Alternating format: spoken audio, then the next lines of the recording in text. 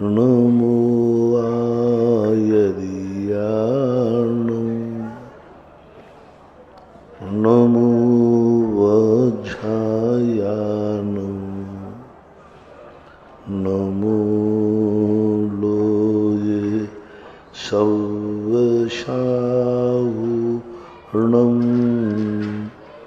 पंच परमेष्ठी भगवान के आचार्य श्री गुरुवर कुंद कुंद महाराज के आचार्य श्री गुरुवर विद्यासागर महाराज की जय हो। परम पूजनीय निर्व्यापक श्रमण मुनि श्री सुधा सागर जी महाराज की जय हो।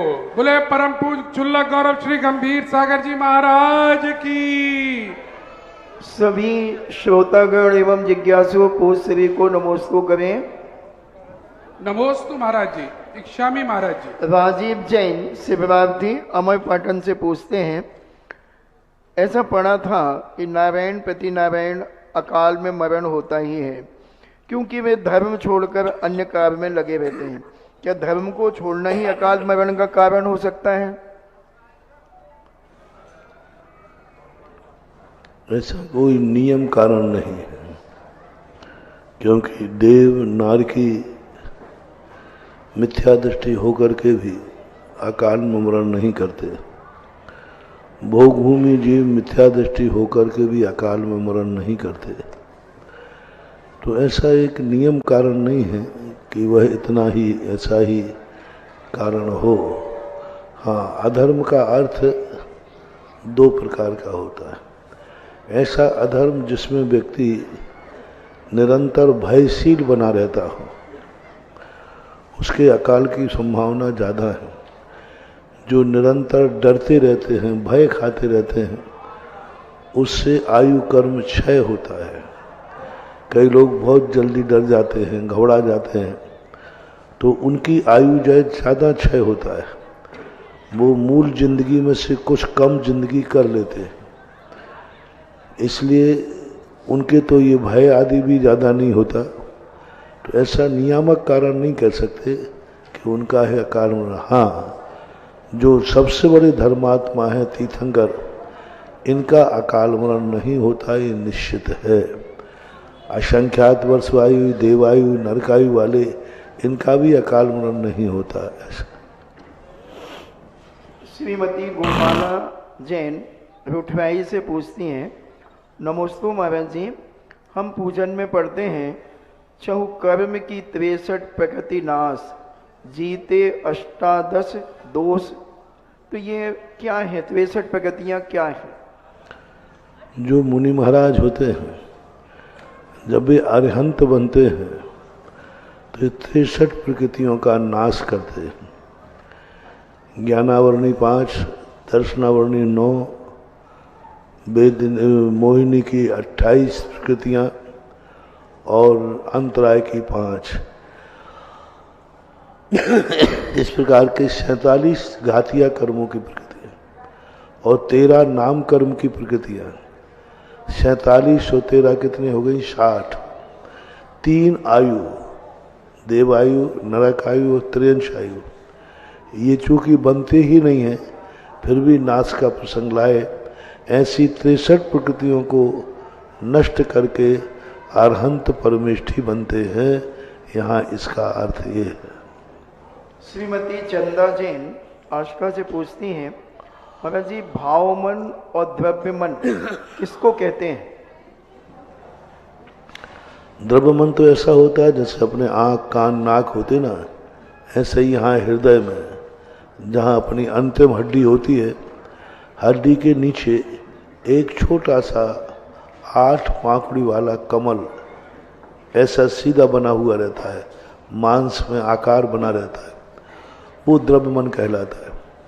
जैसे देखने की शक्ति आत्मा में पूरी है,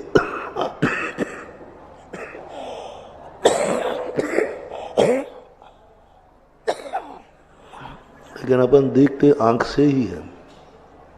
एक बंद कमरा है, हमारी देखने की शक्ति हम कहीं से देख पाएंगे, लेकिन देखने का जो हिस्सा जब खिड़की होगी तभी दिखेगी। इसी प्रकार मन जो है भाव मन, वहाँ द्रव्य मन पर जब उपयोग ले जाता है तब वो भाव मन अपना कार्य करता है। भाव मन है ज्ञान का उपयोग, द्रव्य मन है पुद्गल की रचना है।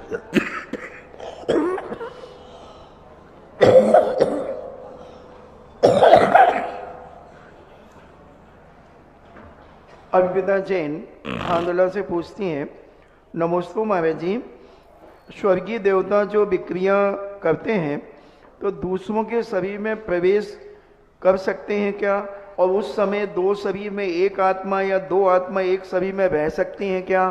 आत्मा नहीं रहती, वो अपना स्वतंत्र शरीर बना करके रहते।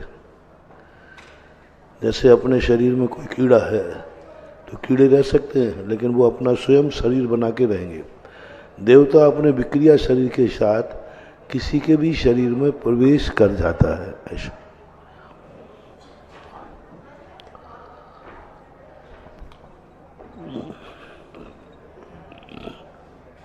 Yashwant Singh retired GST officer पूछते हैं, नमोस्तु महाराज जी, क्या घरों में, दुकानों में, कार्यालय में नींबू मिर्ची लटकाना यह जैन धर्म के अनुसार उचित है या अनुचित? अनुचित है, क्योंकि ये एक ऐसा साइकोलॉजी इफेक्ट है जिसके कारण प्रभाव पड़ता भी है। जो डरता है, जो भय खा जाएगा उस पर इफेक्ट कर जाते हैं, और जो निर्भय रहेगा उस पर कोई इफेक्ट नहीं करता। जैसे साइकोलॉजी हो जाती है।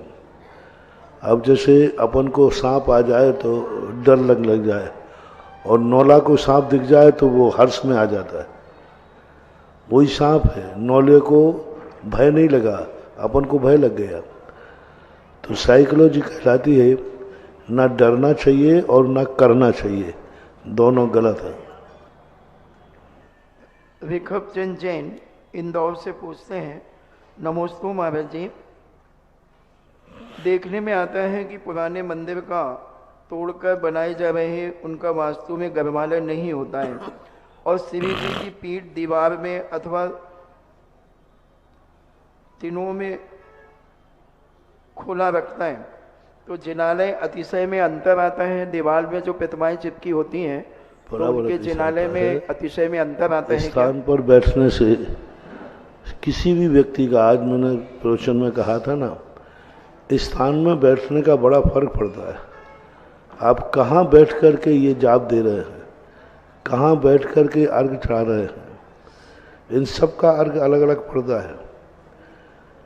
और वह स्थिति को जब मूर्ति बैठी, हमने 50 मूर्तियाँ मंदिरों में देखी, उनका मात्र स्थानांतरित करने मात्र से उस मंदिर और समाज का विकास हो जाता है।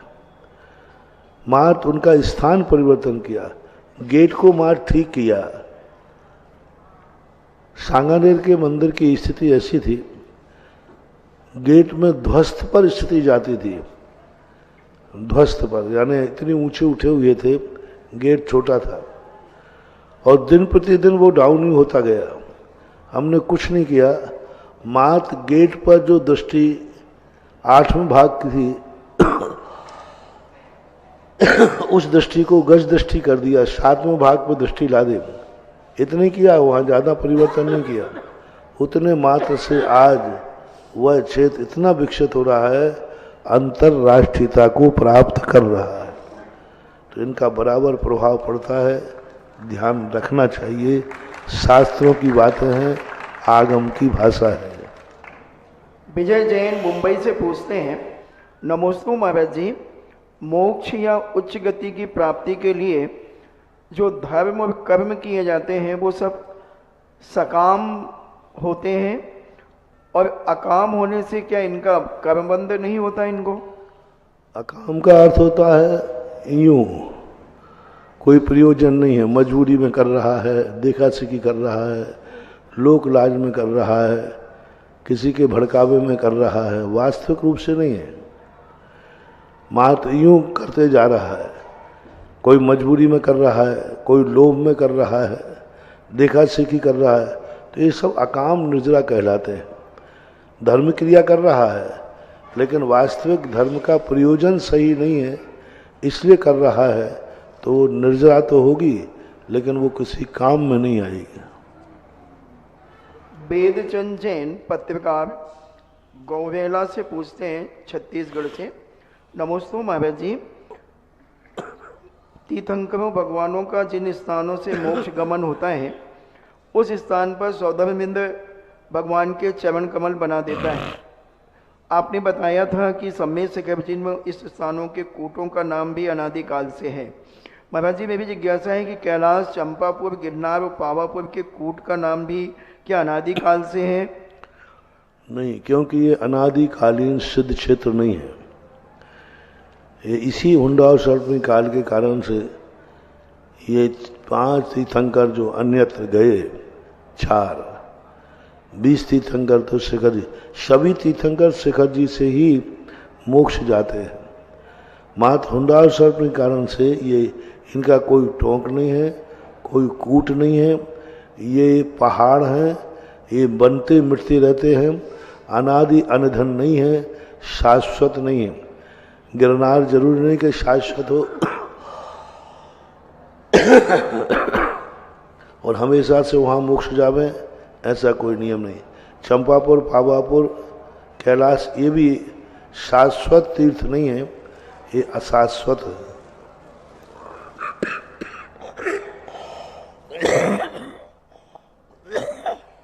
निश्चय जैन बेंगलुरु से पूछते हैं, नमोस्तु महाराज जी, जो 108 विधि मंत्रों से भगवान का अभिषेक करते हैं उन मंत्रों में तीर्थंकर भगवानों के नाम होते हैं, उनकी जगह पर अभियंत परमेष्टि बोलकर कर सकते हैं क्या? कर सकते हैं। राजीव जैन शिवार्थी अमरपाटन से पूछते हैं, नमोस्तु महाराज जी, मेरे द्वारा अज्ञान दशा ने अर्जित पापों के द्वारा यह संसार रूपी वृक्ष की उत्पत्ति हुई है। उनके फलों को मैं चखना नहीं चाहता, यह चखना ना पड़े ऐसा कोई उपाय बताइए। ये तो बोते समय सोचना चाहिए। जब वृक्ष तुम बबूल का बीज बोओगे तो आंगन में बबूल के कांटे भी आएंगे। इसके बचने के उपाय एक ही है कि ऐसे बीज को बोया ना जाए, और बो दिया है तो ऐसे चीज़ों से फिर सहन करने की क्षमता होना चाहिए। कर्म किया है तो हम भोगेंगे, जो कर्म किया है उसके दंड भोगते समय घबराना नहीं चाहिए। वो दंड आएगा, दंड देकर के समाप्त हो जाएगा। लेकिन यदि हम कर्म के उदय को आकर के और उसमें भयभीत होंगे, संकलेश करेंगे, तो फिर वो बहुत नुकसानदायक है। इसलिए जैन दर्शन हमेशा कहता है, कर्म करने के पहले चेतो। अज्ञानी पाप करने के बाद भागता है और ज्ञानी पाप से भागता है। पाप करने के पहले पाप से भागेगा ज्ञानी है, और अज्ञानी पाप करने के बाद भागता है। भागना तो दोनों ही को है। एक डाकू चोरी करके भागता है और एक साधु चोरी के पहले चोरी से भागता है। मैं चोरी नहीं करूंगा, भाग गया। तो दोनों में बहुत अंतर है। पछताना तो सबको पड़ता है। एक सजा भोगने के बाद चेतता है और एक सजा के पहले ही, अपराध करने के पहले चेत जाता है। ऐसा। डॉक्टर मगन जैन आश्रा से पूछते हैं, नमोस्तु महाराज जी, अनुभय भाषा, आमंत्रणी भाषा, अनाक्षात्मक भाषा, अक्षमाण भाषा का स्वरूप क्या है और किन जीवों को इसकी पात्रता होती है? अनुभव भाषा वो कहलाती है जो सत्य और असत्य से परे होती है। सत्य का निर्णय नहीं होता, असत्य का भी निर्णय नहीं होता, लेकिन ना वो सत्य है और ना वो असत्य है, उभय भी नहीं है। ऐसी चीज़ों का निर्णयात्मक तो है लेकिन निर्णय दे नहीं रही। आमंत्रणी भाषा बोलते हैं, हे वो अरे, जैसे दूर से लोग ए सुनो, भो, अरे, ये शब्द जहाँ लगाए जाते हैं ये आमंत्रणी भाषा कहलाती है। दूसरे को बुलाने के लिए जो की जाए वो आमंत्रणी भाषा है।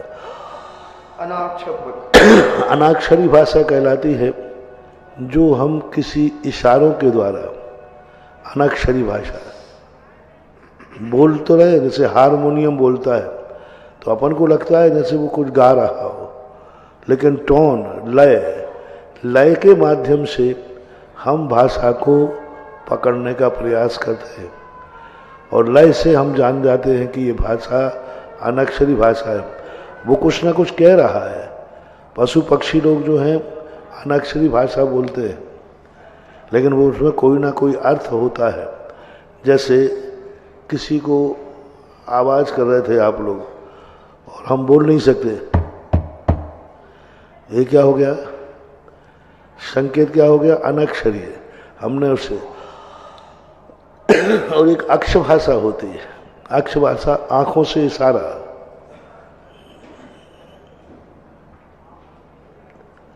इशारे से जो की जाती है वो अक्ष यानी इंद्रियों के माध्यम से बिना बोले हुए अपने इशारा कर देना, वो अक्ष भाषा कहलाती है। ऐसा नमन जैन सूरत से पूछते हैं, नमस्ते महाराज जी, आने वाली 24वीं में क्या कुछ भगवान भी उसमें बाल ब्रह्मचारी होंगे या वर्तमान की 24वीं में ही है? आगे वाली 24वीं में बाल ब्रह्मचारी कोई भी नहीं होगा, सभी लोग गृहस्थ अवस्था में प्रवेश करेंगे और गृहस्थ के बाद ही सब दीक्षा लेते हैं, क्योंकि तीर्थंकर जो होते हैं, जो 5 कल्याण, वे संपूर्ण संसार को कैसे व्यवस्थित करना, कैसे चलाना, ये सारी क्रिया सिखाते हैं, बताते हैं। वो गृहस्थ में सिखाएंगे कि गृहस्थ में रहना है तो शादी विवाह किससे करना, कैसे करना। ऋषभ देव का शादी करने का मन नहीं था, लेकिन उनको संबोधन किया सौधर्म ने कि हे प्रभु, आप भोग भूमि काल चालू हुआ है, यदि आप इसकी व्यवस्था नहीं बनाएंगे तो कोई भी इसको स्वीकार नहीं करेगा और अराजकता फैल जाएगी। अतः आप जनता की व्यवस्था के लिए आप विवाह कीजिए और बताइए किस प्रकार की विवाह पद्धति है। तो उन्होंने 1 से 2 विवाह करने की विवाह, 2 विवाह भी उन्होंने इसलिए बताए कि क्योंकि वहाँ स्त्रियों की संख्या ज़्यादा रहती थी, पुरुषों की संख्या कम रहती थी। ऋषभ देव के समय पर स्त्रियों की संख्या यानी चौथे काल में स्त्रियों की संख्या 3 गुनी थी, पुरुष 1 गुने थे। तिगुनी संख्या होती है, अभी बहुत व्यवस्था घट रही है। तो जब तिगुनी संख्या होगी तो स्त्रियां कोई जरूर नहीं कि आर्य का दीक्षा ले लें, तो एक पुरुष अनेक शादियां कर सकता है। तो शादी करके एक से अनेक पत्नियां भी बनाई जा सकती थी, ऐसा प्रावधान ये इसलिए किया था। आज नहीं कर लेना, हाँ आज तो गड़बड़ है। उस समय ऐसी व्यवस्था थी कि 1 से अधिक यदि हैं तो आप कर सकते हैं, और 2 शादी करने का अर्थ है बहु विवाह प्रथा। अनेक पुत्रों की उत्पत्ति करने का जो बात बताई, तो उन्होंने कहा कि जब तुम गृहस्थी में अपना रहे हो तो संतान को रोको मत। वह संतान यदि तुम्हारे अपना पुण्य लेकर तुम्हारे पास आती है तो उस संतान को ग्रहण करो। एक संतान के बाद परिवार नियोजन नहीं। यदि आप ग्रस्त हैं तो आप अनेक संतानें उत्पन्न कर सकते हैं। इसलिए 100 बेटे 2 बेटियां उत्पत्ति, ये भी उनको दिखाना था। ये इसका निषेध था कि 1 से अधिक होने पर तुम गर्भपात मत कराओ, किसी की हत्या मत करो, उसको जन्म देने का अधिकार दो। तो इन सारी व्यवस्थाओं के लिए संसार की व्यवस्था भी उनको बनाना पड़ती है, इसलिए वह ऐसे आचरण को धारण कर लेते हैं। अरुण जैन कोनी जी से पूछते हैं, पूज्य श्री के चरणों में कोटि से नमन। महाराज जी, सेवा और कर्तव्य में क्या फर्क है? मान लीजिए जो सेव्य है लेकिन उससे हमारी भावनाएं नहीं मिलती या वो पसंद नहीं करते मुझे, तो मुझे क्या करना चाहिए? सेवा एक निकृष्ट शब्द में प्रयोग किया जाता है। सेवा एक मजबूरी है, सेवा एक आजीविका है और कर्तव्य हमारा धर्म है। पिता बेटे की सेवा नहीं करता लेकिन उसका बड़ा तो करता है। कर्तव्य माँ का बेटे को व्यवस्था करना। बेटा भी माँ की सेवा नहीं करता, कर्तव्य करता है। तो कर्तव्य जहाँ आ जाता है, जैसे साधु की सेवा नहीं की जाती, वैया वृत्ति की जाती है। सेवा की जाती है दीनहीनों की, दुखियों की, उनकी सेवा करना। लेकिन साधु की सेवा नहीं की जाती, वैया वृत्ति की जाती है। वैया वृत्ति का अर्थ है उनके गुणों को देख करके, उनके गुण पाने के लिए जो कार्य किया जाए वो वैया वृत्ति है। इससे कर्तव्य में सेवा में क्या होता है, उसकी सहायता करना। वो दुखी है, किसी प्रकार सुखी हो जाए। और वैया वृत्ति में सबसे बड़ा उपाय है, जो इनके पास है वो मुझे प्राप्त हो, ऐसे भाव से वैया वृत्ति की जाती है। ये जैनियों का रूढ़ अर्थ है। सारे संसार में सेवा शब्द का प्रयोग, हम भगवान की सेवा कर रहे हैं, ये भगवान का सेवक है। जैन दर्शन में अलग शब्द सुना पूज्यवर समंतवत महाराज ने, वैया वृत्ति। वैया वृत्ति पूज्य पुरुषों की जो भी करेंगे वो वैया वृत्ति में आएगा, जो हमारा कर्तव्य है। जिज्ञासा समाधान के सेशन में आप सभी का स्वागत है। हमारे बाहर के देख रहे दर्शकों को हम बता दें, आज हम पावन तीर्थ क्षेत्र लोकोदय की भूमि पर हैं। ये लोकोदय जो आगरा से 20 किलोमीटर दूर है, ये लोकोदय जो दिल्ली आगरा नेशनल हाईवे पर है। ये लोकोदय जहां पर चारों तरफ रमणीक वातावरण है, ये लोकोदय जहां हरी भरी फसलें चारों तरफ दिखाई दे रही हैं, ये लोकोदय जहां पर दिन में टेम्परेचर 14 डिग्री है तो शाम को 6 डिग्री चला जाता है। और उसी लोकोदय पर हमारे पूज्य दिगंबर मुनिराज सुधा सागर जी महाराज विराजमान हैं। इस लोकोदय में 1 तारीख से अतिशय हो रहे हैं। मुझे लगता है 1 तारीख अतिशय का ही है, क्योंकि 1 तारीख को लोकोदय का उदय हुआ। 1 तारीख को यहां पर लाखों लोगों की भीड़ें रही, सिर्फ इसलिए कि उन्हें यहां सम्मेद शिखर की माटी स्थापित करनी थी। और उसी के बाद आज भी यहां पर कल्पद्रुम मंडल विधान में हजारों लोग बैठ के जो लाभ ले रहे हैं वो देखने लायक दृश्य है। मैंने जैसा कहा पूज्यवर कि 1 तारीख अतिशय का दिवस था, उसी श्रृंखला में एक जिज्ञासा आई है बाहर। आपके सभी भक्तों ने मुझसे कहा है कि मैं पूछूं, और वो जिज्ञासा है कि लोकोदय का साक्षात अतिशय लाइव पूरे विश्व ने देखा, लेकिन 2 अतिशय और हुए हैं कल। एक शासनोदय तीर्थ हनुमान ताल और एक चंद्रोदय तीर्थ चांद खेड़ी की त्रिकाल 24। दोनों के स्वतः अभिषेक होते हुए कल लोगों ने देखा है। बस क्योंकि आप इन दोनों क्षेत्रों से जुड़े रहे हैं तो भक्तों ने एक ही बात कही है, पूज्यवर ये क्या संकेत हमें दिखा रहा है आने वाला नव वर्ष? कल तीसरा क्षेत्र और एक और जुड़ा है, जिसका शुभोदय तीर्थ क्षेत्र बीनागंज। वाह! ये तीनों स्थानों पर और थोड़ा बहुत नहीं, जल ऐसा बह रहा है जैसे ऊपर ढाल रहा हो कोई। इतना जल बह रहा है, इतना जल बह रहा है, बहुत ही ज्यादा स्पष्ट बहता हुआ वीडियो में आ रहा है। मैंने भी दिखाया तो स्पष्ट बहता हुआ है। और शुभोदय तीर्थ क्षेत्र का भी ऐसा ही, वहां भूगर्भ से प्राप्त मूर्तियों में हो रहा है। भूगर्भ से प्राप्त हुई थी मूर्तियां, और बहुत बड़ा तीर्थ क्षेत्र वो भी बनने वाला है। वो हाईवे पे, ऐसे ही हाईवे पे रोड पे है, लेकिन मेन हाईवे से आधा पौन किलोमीटर अंदर है। और वो क्षेत्र भी, वो मूर्तियां भी बड़ी अतिशयकारी मूर्तियां हैं, बड़ी एनर्जी है। हाँ, और छत्र का तो ऐसा हिल रहा है, कोई हिलाने से भी ऐसा नहीं हिला सकता। वाह।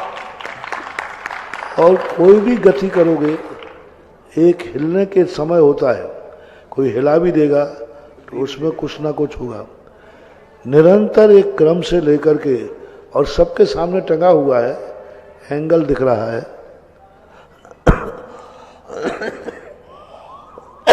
और हिलते ही जा रहा है वो। तो ये जो स्थितियां हैं, ये अपने आप में, और अक्सर का देखना, ये प्राचीन मूर्तियों में ये होता है।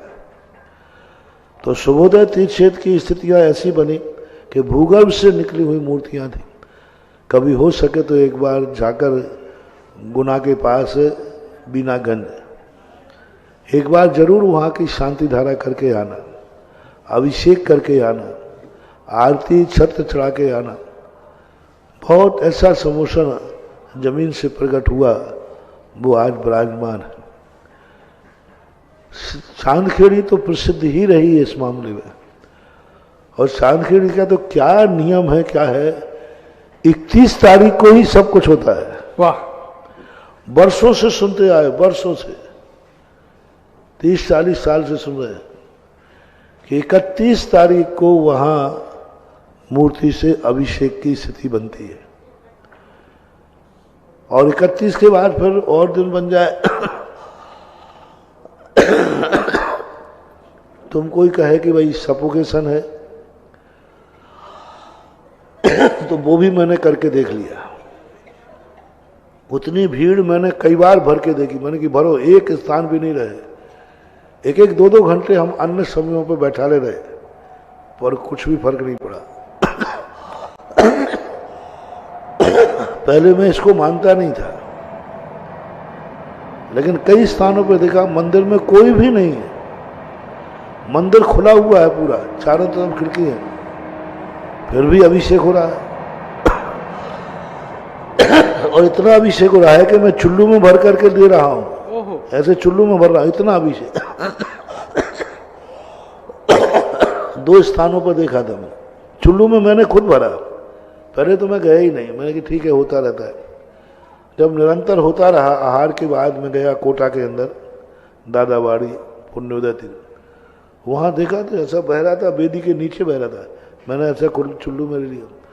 दूसरा, जबलपुर में पसनारी मड़िया के ऊपर कोई मंदिर में नहीं था। 11 बजे मूल मूर्ति जो पीसने वाली महिला ने बनवाई थी, उस मूर्ति से इतना अभिषेक हुआ कि धमा तसला होते ना जो ऊपर, तसला भर गए, इतना भी।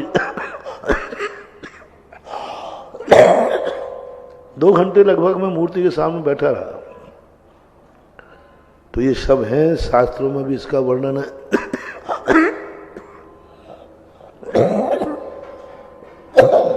कुचित कजाचित व्यंतर लोग जो हैं, ये घूमते रहते हैं, वो कभी किसी मूर्ति का अतिशय दिखाने के लिए ऐसा कार्य कर देते हैं।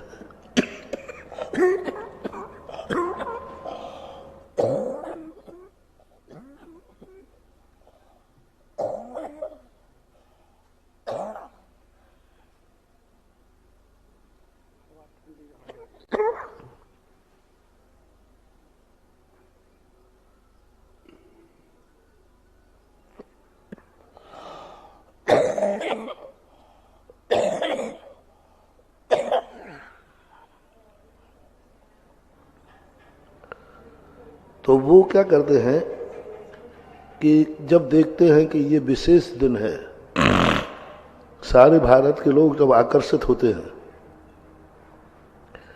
भीड़ होती है, और उस मूर्ति की महिमा का भी बताना हो, तो वो लोग कुचित कचाते ऐसा कौतूहल कर सकते हैं। और वो उनके द्वारा बताने का अर्थ ही होता है कि इस मूर्तियों में विशेष शक्ति है, यह प्रदर्शन के लिए ऐसा वो लोग करके निकल जाते हैं, चले जाते हैं। ये मानना चाहिए, क्योंकि शास्त्रों में भी इस प्रकार का वर्णन देखने में आता है। अब इसके शुभ अशुभ के दोनों लक्षण होते हैं। जल शीतल हो, सुगंधित हो, वर्ण अच्छा हो, तो ये शुभ फल देने वाले होते हैं। इससे विपरीत होने पर गंदा हो, दुर्गंध हो, गर्म हो तो विपरीत फल भी देते। तो ये संकेत हैं। भद्रबाहु स्वामी ने भी इसका वर्णन किया है। चलिएगा, हम आगे बढ़ना चाहेंगे। इस बीच हमारे मध्य आज कुछ अतिथिगण पधारे हुए हैं, हम उनसे भी अनुरोध करेंगे वो यहाँ पर आकर श्रीफल अर्पण करें परिवार सहित। सबसे पहले आज क्योंकि हम 20 किलोमीटर दूर आ चुके हैं और यहाँ से मात्र 30 किलोमीटर रह जाता है मथुरा 84 सिद्ध क्षेत्र, वहाँ के अध्यक्ष श्री विजय जी जैन यहाँ पर पधारे हैं, सेठ विजय जी जैन। इसी अनुरोध के साथ कि गुरुवर अब तो बहुत नजदीक आ गए हैं, आप क्षेत्र पर आए, ऐसा अनुरोध। साथ ही यहाँ पर हमारे बीच में ब्रह्मचारी डीसी जैन जी, धर्मचंद जी जैन अपने परिवार के साथ आए हैं। हमें उनका लाभ मिला था जब पूज्य वर प्रणम्य सागर जी महाराज का वर्षा योग आगरा नगर में हुआ था, तब हमने आदरणीय ब्रह्मचारी जी की भक्ति देखी थी और जिस प्रकार से आपको वैयाव्रती आदि किया करते थे, आज उनको देखकर हमें बड़ी प्रसन्नता है। परिवार के साथ आएं और श्रीफल अर्पण करें। और मित्रों, यहाँ पर अब जिज्ञासा की बारी है और आज जिज्ञासा के लिए सीधे आए हुए हैं हमारे इस लोकोदय क्षेत्र के अध्यक्ष और भारत की शान, हमारी शान, श्रीमान प्रदीप जैन जी पीएनसी। वो आएंगे और अपनी जिज्ञासा यहाँ पर प्रस्तुत करेंगे। आदरणीय भाई साहब श्री प्रदीप जी पीएनसी को माइक पहुंचाया जाए शीघ्रता से।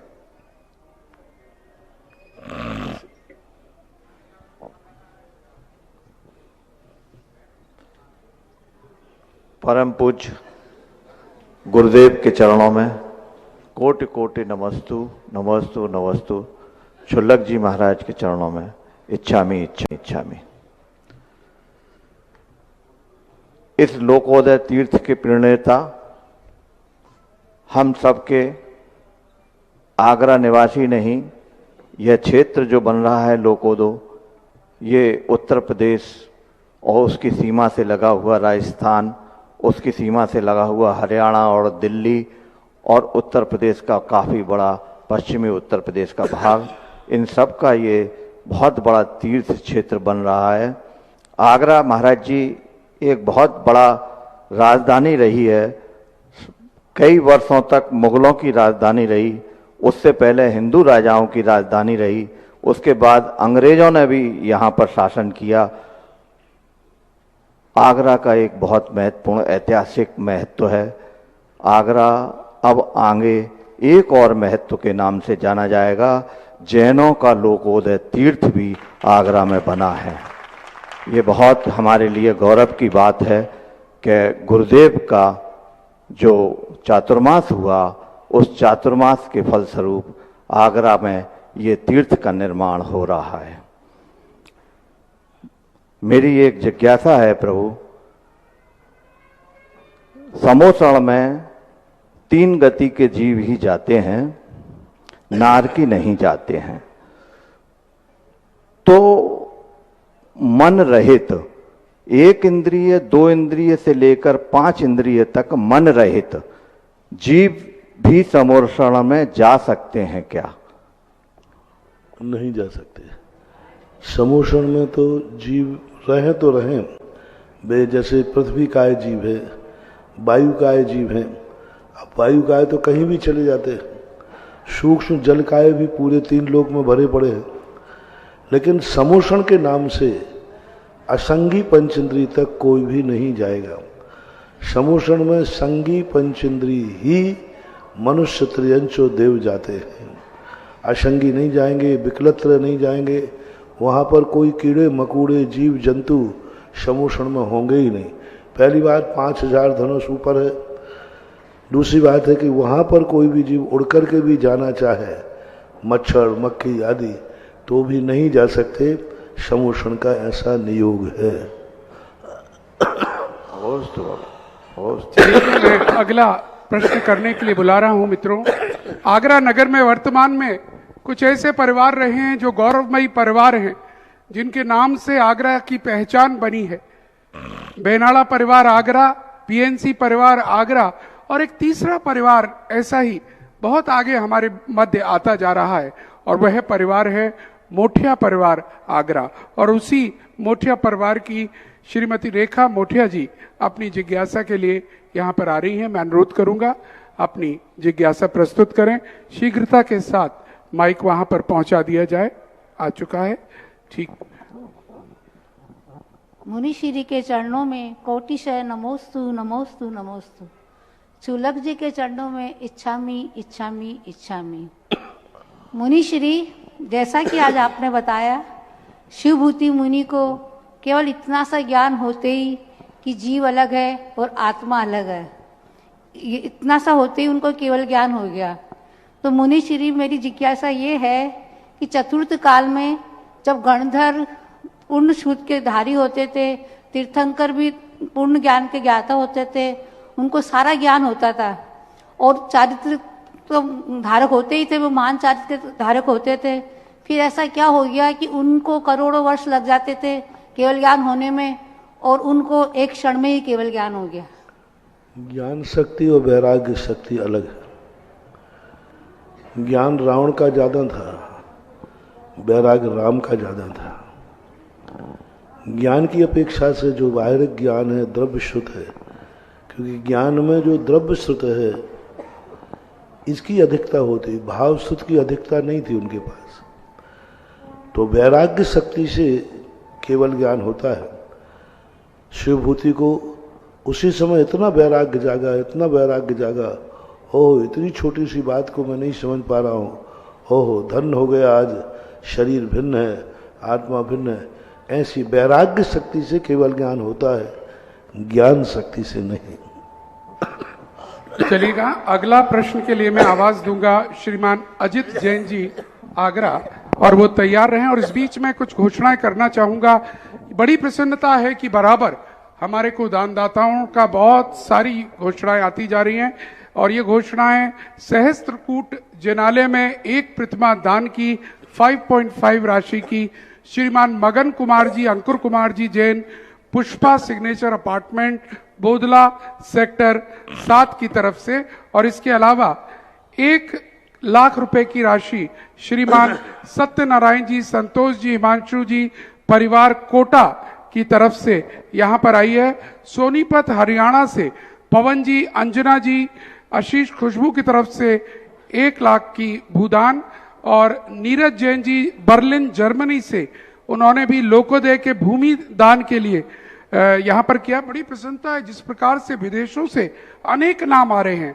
हर विदेश में रहने वाला भारतीय जैन जिज्ञासा समाधान और पूज्य श्री के प्रवचन जिस गौर से सुनता है, देखकर बहुत प्रसन्नता होती है। उसी श्रेणी में भूदान के रूप में मनोरमा जैन, पत्नी श्री चंद्र प्रकाश जैन, कचहरी रोड अजमेर की तरफ से भी भूदान आया है, और 1 लाख का ही भूदान आया है मारुति स्टेट चौराया Vardhaman cement agency, Sulekul Nagar Bodra road Shahganj की तरफ से देवेंद्र कुमार, महेंद्र कुमार, मां श्रीमती प्रेमलता वर्धमान नगर, श्रीमती बीनू जैन आदि की तरफ से। और एक और भूदान का यहाँ पर राशि आई है श्रीमान रमेश चंद जैन, रूपलता जैन, डॉक्टर चंद्रेश जैन, प्रियांशु जैन, कनिष्का जैन पालमगढ़ दिल्ली वालों की तरफ से, और श्री विनोद कुमार जैन, सतीश चंद जैन, विजय जैन राजपुर जलेसर की तरफ से भी 1,11,000 की भूदान की राशि यहाँ पर आई है। इसी के साथ यहाँ पर भूदान की राशि बलसाड़ गुजरात निवासी श्री गिरीलाल जैन, अग्रसेन जैन, उमा रानी जैन, संजय जैन, ऋषभ जैन परिवार की तरफ से भी आई है। प्रदीप कुमार, रेणु, प्रतीक, शिवांगी 21 कलश, ये उस 21 कलश नंदाव्रत के लिए भेजे गए हैं। Ganpati world TDI city Fatehabad road 1 lakh की राशि भूदान के रूप में श्रीमती बसंती जैन, ऋषभ, अजित अंतिम संकेत, गर्व जैन परिवार शिवपुरी के यहाँ से आई है। और Chandrakanta Jain wife of late Pawan Jain, Vikas Jain, Sangeeta Jain, Vibhor Jain की तरफ hotel Amar palace, Sangeeta resorts, Ambala city की तरफ से भी यहाँ पर 21 कलश की राशि आई है नंदा व्रत के लिए। और इसी तरह 21 कलश की राशि नंदा व्रत की आई है आरिका, गीती, जूही, नीरू, शरद, नितिन, प्रदीप जैन नोएडा, और ओम प्रकाश, देवेंद्र कुमार, पवन कुमार, सुनील कुमार, सत्यम, विजय दुर्रा परिवार की तरफ से भी, अशोकनगर की तरफ से भी 21 कलश नंदाव्रत के यहाँ पर आए हैं। और यहाँ पर एक कलश की राशि विनय कुमार, 1 लाख की राशि विनय कुमार जैन, संतोष कुमारी जैन, विकास जैन, आजाद गली, खंडारी की तरफ से भी आई है। और साथ ही यहाँ पर विनय, हीना, मनीष, विशाल, सीतन जैन की तरफ से 1 कलश की राशि है। और सरस्वती विहार पीतमपुरा की से अव्यम जैन, शिल्पी जैन, जेके जैन की तरफ से भी यहाँ पर 1 लाख की राशि आई है। और साथ ही प्रमोद जैन, विजय जैन, अंकित जैन आगरा की तरफ से भी ये 1,11,000 की राशि है। और चंद्र कुमार जैन दमोह परिवार की तरफ से 11 नंदा व्रत कलश, 11 के वैसे हम बोल नहीं रहे, चलिए 11 के बहुत है इसलिए मैं बोल नहीं पा रहा हूं। आपका जी। मुनि चरणों में नमोस्तु नमोस्तु नमोस्तु, चुल्लाई चरणों में इच्छामी इच्छामी इच्छामी। मुनि श्री, हम जब प्रवचन सुनते हैं 1.5-2 घंटे का और जिज्ञासा सुनते हैं 1 घंटे का, ये समय मालूम ही पड़ता है, ऐसा लगता है कि बहुत जल्दी हो गया ये और टाइम लगना चाहिए इसके लिए। और ऐसे चौराहे में खड़े होते हैं मतलब 30 सेकंड में भारी पड़ जाती हैं। इसका क्या कारण है? हमारा मन लगता है कि प्रवचन सुनते ही रहें और जैसा सुनते ही रहें। और दूसरी बात मुनि श्री ये है कि एक आप कंजाइनी शब्द बोलते हैं, इसका कंजाइनी का अर्थ क्या होता है? और मैं चांदखेड़ी और केशवराव पाटन और चांदगेर केशवराव पाटन और आपका चमत्कारी हो गया आया था, सब भक्त आपके बहुत आ रही हैं, वो उन्होंने समूह ने आपके लिए नमोस्तु बोला है। और श्री मुनि श्री कृपा करके इसका थोड़ा समाधान। जब जिसको आनंद की वस्तु मिलती हो तो जिंदगी भर भी थोड़ी लगती है। जब ज्ञान ऐसा मिलता हो जो सरलता से समझ में आ जाए और हमारे जीवन का उपयोगी हो जाए, तो प्रवचन सुनते सुनते भी व्यक्ति घड़ी भूल जाता है। एक बार व्यक्ति ने कहा, बोले महाराज जी गजब है आपका अतिशय। मैंने भाई क्या अतिशय? बोले आप बिल्कुल निर्बाध रूप से 1.5 घंटे बोल लेते, 2 घंटे बोल लेते। आज तक हमने ऐसा और वो भी एक दिन नहीं, जीवन भर बोलते जा रहे।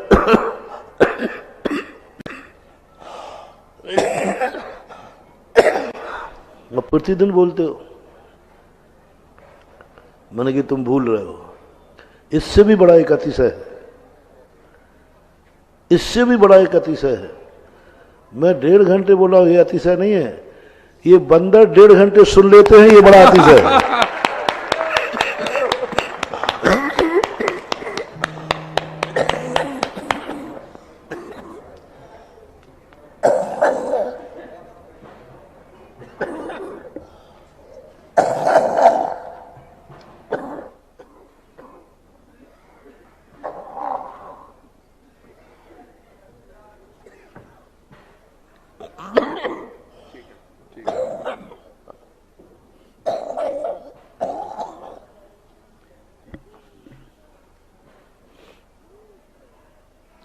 आर्टिफिशियल गर्मी और ओरिजिनल गर्मी में यही अंतर होता है।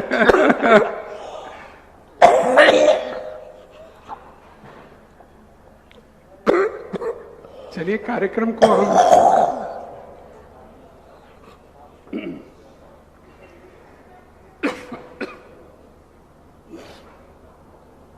हम बता दें अपने दर्शकों को जो देख रहे हैं, सभी को यहां पर बताना चाहेंगे, आपके ढेर सारे नंदाव्रत कलश के हमारे पास आ चुके हैं, सभी के स्थापित कराए जा रहे हैं। छोटे नाम हम बोलने की स्थिति में नहीं है, क्योंकि छोटे नाम इतने सारे हैं, लगभग 5,000 नाम, मुझे एक कार्यक्रम करना पड़ेगा वो नाम बोलने के लिए, इसलिए केवल 21 कलश और उसके ऊपर तक के नंदाव्रत कलश हम बोल रहे हैं, और यहां भी 1 लाख के ऊपर जो भी दान आ रहा है उसके बारे में हम बोल पा रहे हैं। लेकिन आपके दान इसी तरह से मिलते रहने चाहिए, ये हमारा अनुरोध है। प्रश्न का उत्तर चल रहा है।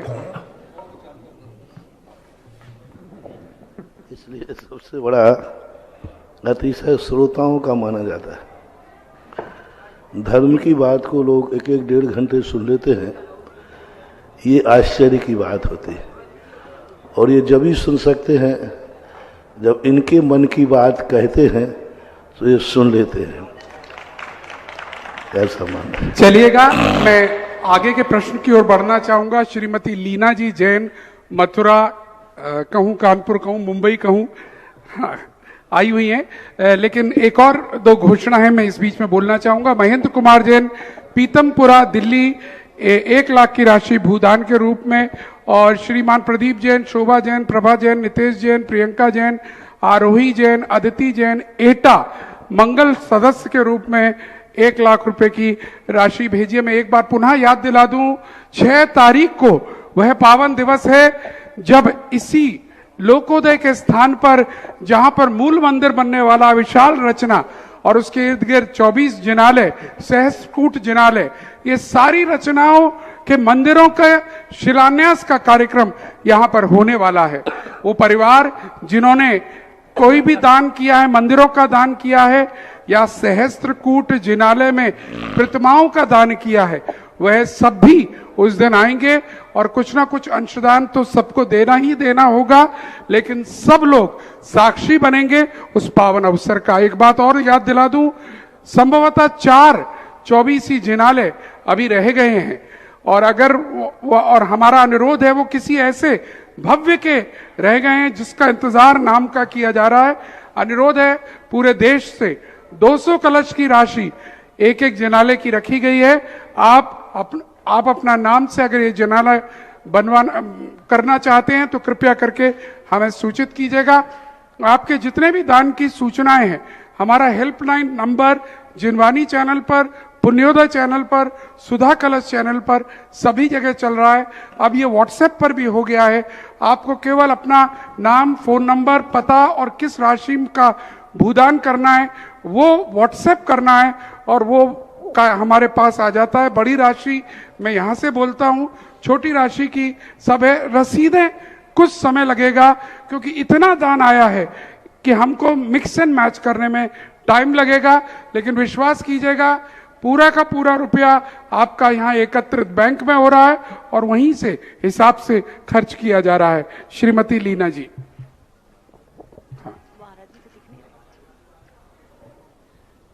नमोस्तु गुरुवर, इच्छामी चुलक जी। गुरुवर, मेरी बहुत तीव्र जिज्ञासा है कि हम ऐसा क्या करें, हम सब मथुरावासी, कि आपके चरण हमें मथुरा 84 में प्राप्त हो सकें।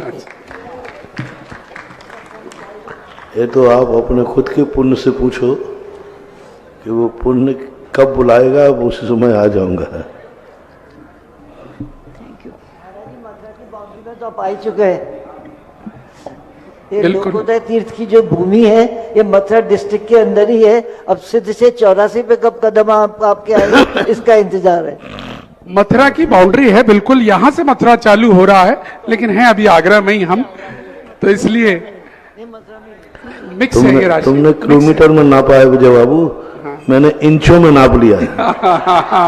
कितने इंच मथुरा है, कितने इंच आगरा है। बिल्कुल बिल्कुल, पूरा नक्शा महाराज जी की आंखों में कैद है, लेकिन समय कहता है कि इस जिज्ञासा समाधान को यहीं पर समापन की ओर ले जाएं। कल फिर मिलेंगे कुछ नई जिज्ञासाओं के साथ, लेकिन आज समापन करते हुए आरती के लिए अनुरोध करेंगे।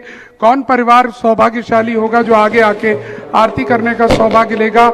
मात्र 11,111 रुपए में प्रथम आरती करने का सौभाग्य मिलता है।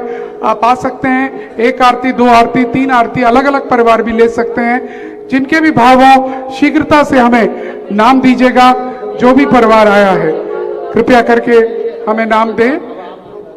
हाँ, आरती करने का सौभाग्य शीघ्रता से यहाँ पर जो भी परिवार इच्छुक हो आरती करने के लिए कृपया करके आरती के लिए अपना नाम देने की कृपा करें। आरती का सौभाग्य। चलिए चलिए 25।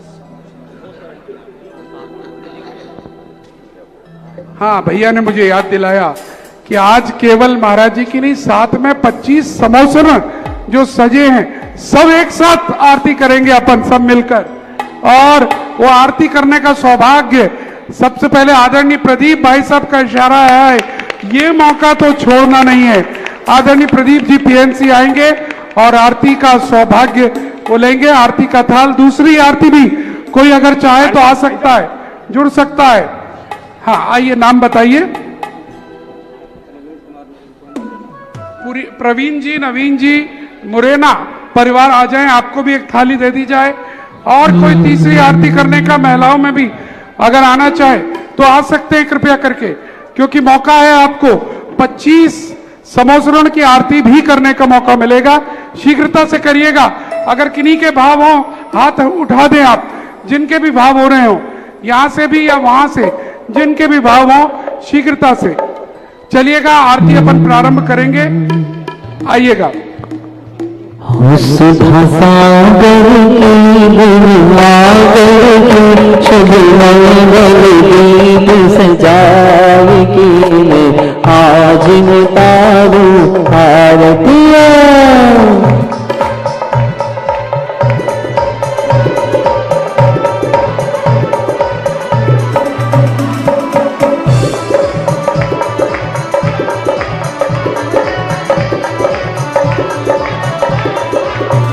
सुधा सागर की गण आगर की शुभ मंगल दीप सजाएगी, आज उतारू आरतियाँ।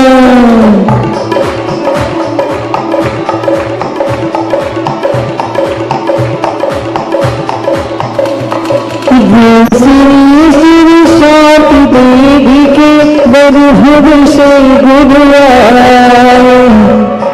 ईश्वर बाबा जननी नियोग, सब जन मंगल गाए, गुरुदेव सब जन मंगल गाए। ऐसी ऋषिवर की, ऐसी गुरुवर की, खुद आरती बारंबार हो, आज उतारू आरतियाँ।